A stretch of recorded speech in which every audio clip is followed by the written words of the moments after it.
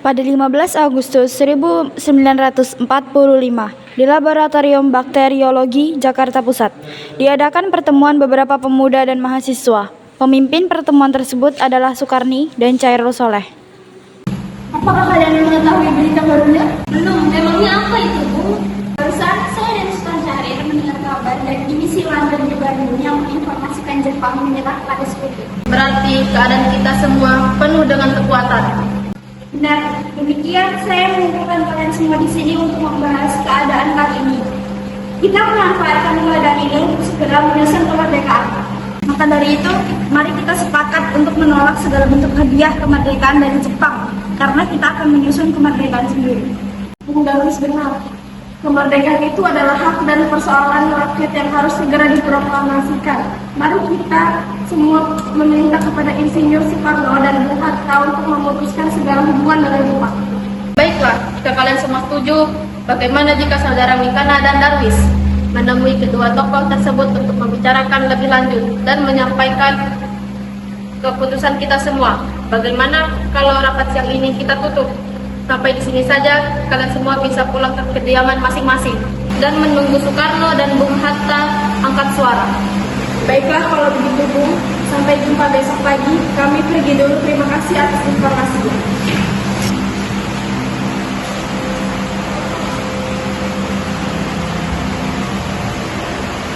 Assalamualaikum.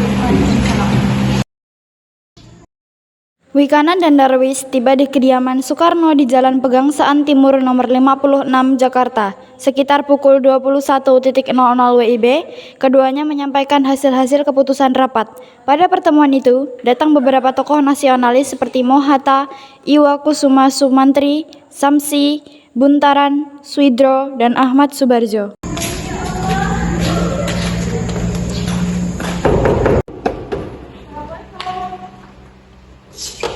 Waalaikumsalam. Ada perjalanan saudara kemari.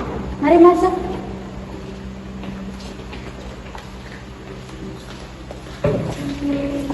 Silakan. Begini, Bu. Tadi saudara Chairul Soleh dan Sukarni mendengar berita Jepang menyerah kepada Sekutu di radio divisi London di Bandung. Maka dari itu, tadi siang kami dari golongan para pemuda berkumpul mengadakan rapat dan hasilnya adalah semua pemuda setuju agar Bung Soekarno dan Bung Hatta segera menyusun kemerdekaan Indonesia. Apa yang dikatakan oleh saudara Darwis benar, namun hal tersebut harus direncanakan dan diputuskan oleh PPKI. Namun sebaiknya Bung Hatta dan Bung Soekarno harus memutuskan hubungan apapun yang berkaitan dengan Jepang. Sebab kemerdekaan adalah hak kita, Bung, bukan hak Jepang. Maka dari itu, kami kemarin dengan mendesak agar proklamasi kemerdekaan dinyatakan langsung esok hari, tepat pada tanggal 16 Agustus tahun 1945. Baiklah. Untuk saudara Darwis dan Wikana silakan pulang dulu ke kediamannya masing-masing. Nanti saya dan yang lainnya akan menunjukkan kembali. Baiklah, terima kasih, kami pergi dulu.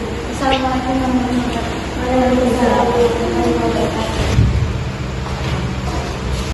Darwis dan Wikana pun pulang ke kediaman masing-masing. Sementara itu, para golongan tua tetap berkumpul di kediaman Insinyur Soekarno untuk merundingkan hasil rapat para pemuda yang telah dibicarakan oleh Wikana dan Darwis tadi.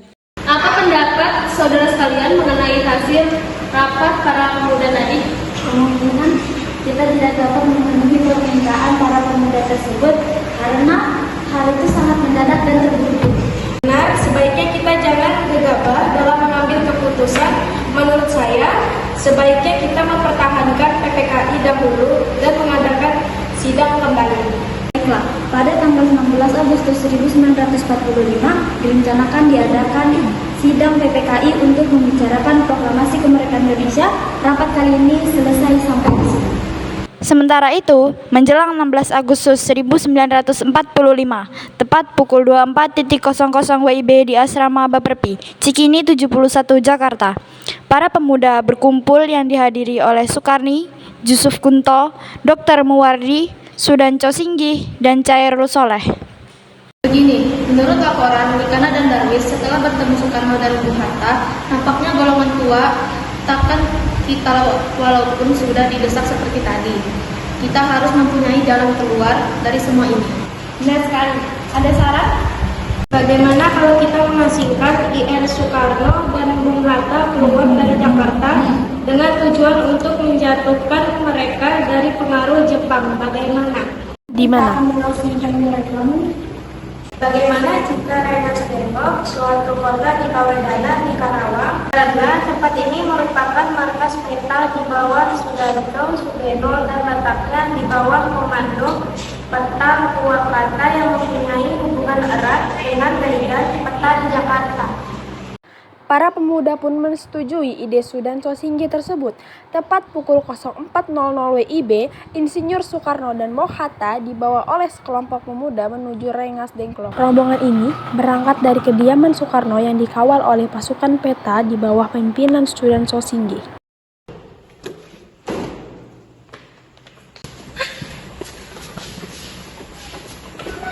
Rombongan Insinyur Soekarno dan Moh-Hatta tiba di Rengas Dengklok dengan selamat. Pada pagi hari tanggal 16 Agustus 1945, Soekarno dan Hatta berada sehari penuh di Rengas Dengklok. Begini, sebelumnya maaf kami membawa saudara sekalian dengan paksa kemari. Kami tak bisa menunggu lebih lama lagi untuk kemerdekaan Indonesia, jadi mohon pertimbangkan kembali. Mohon bersabar, Bung Soekarni. Kami tahu, para golongan muda tak sabar, namun semua butuh waktu. Benar sekali, kami akan mengusahakan semuanya dengan cepat. Saudara tidak usah khawatir. Upaya pemuda untuk menekan Insinyur Soekarno dan Moh-Hatta tidak berhasil karena wibawa dan karismatik keduanya. Para pemuda merasa segan untuk melakukan penekanan. Akhirnya Insinyur Soekarno mengadakan pembicaraan dengan Sudan Sosinggi mengenai segeranya proklamasi dilaksanakan. Begini, saya akan secepatnya melakukan kemerdekaan Republik Indonesia dengan segera. Setelah kembali ke Jakarta, saya berjanji. Baiklah, saya akan cepat kembali ke Jakarta dan menyampaikan rencana proklamasi kepada rekan-rekan dan pemimpin yang ada di sebelumnya. Terima kasih banyak, saudara. Bagaimana saudara Rikana? Apakah saudara setuju proklamasi dilaksanakan di Jakarta? Baiklah, saya setuju. Setelah ini, tentu akan mengantarkan saudara dan sekretaris pribadi Anda ke Rengas Dengklok untuk menjemput Soekarno dan Hatta. Dan sepakatlah para golongan tua dan para pemuda, proklamasi akan dilaksanakan di Jakarta. Semula Soekarno menolak pelaksanaan proklamasi tersebut di Jakarta, namun setelah Ahmad Soebarjo memberikan jaminan, Soekarno menyatakan kesetujuannya. Diputuskan pada malam itu juga agar semuanya kembali ke Jakarta. Sementara itu, Ahmad Soebarjo dan Iwa Kusuma Sumantri mendatangi kediaman para pemuda untuk mengajak mereka ke rumah Laksamana Maeda. Assalamualaikum. Waalaikumsalam. Ada apa saudara Ahmad Soebarjo dan Iwa Kusuma Sumantri kemari? Kami datang kemari untuk mengajak saudara sekalian ke rumah Laksamana Maeda yang di sana sudah ada datang. Biar Soekarno, Muhammad Hatta, dan anggota PKKI lainnya. Mohon datang. Tidak, kami tidak akan bersama. Bukankah tidak ada sama sekali kesepakatan untuk ke kediaman Laksamana Maeda? Saudara Soekarno benar.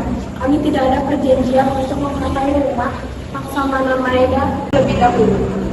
Bukan begitu, saudara Wikana. Hal ini dilakukan untuk mencegah gangguan dan halangan ke partai Jepang, dan kami mohon dengan sangat kalian datang dan ikut berunding, minimal wakil dari kalian saja. Kemudian para pemuda sepakat bahwa yang akan datang hanyalah Khairul Saleh dan Soekarni sebagai wakil para pemuda.